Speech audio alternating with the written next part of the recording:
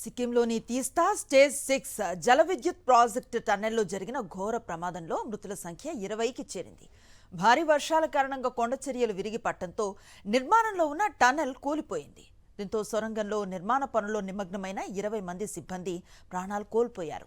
5గురి జాడ గల్లంతైంది.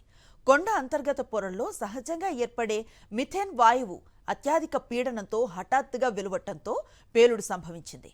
దీంతో కొండ చర్యలు లోపలి వైపు పట్టడంతో సొరంగం కుప్పకూలిందని, కార్మికులు ప్రాణాలు కోల్పోయినట్లుగా ఎన్హెచ్పిసి వెల్లడించింది.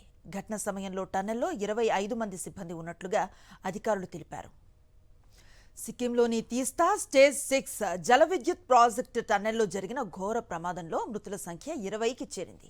భారీ వర్షాల కారణంగా కొండచర్యలు విరిగి పట్టడంతో నిర్మాణంలో ఉన్న టన్నెల్ కూలిపోయింది.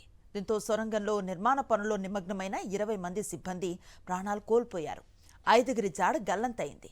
కొండ అంతర్గత పొరల్లో సహజంగా ఏర్పడే మిథేన్ వాయువు అత్యధిక పీడనంతో హఠాత్తుగా వెలువట్టడంతో పేలుడు సంభవించింది.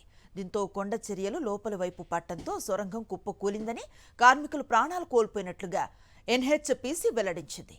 ఘటన సమయంలో టన్నెల్లో 25 మంది సిబ్బంది ఉన్నట్లుగా అధికారులు తెలిపారు.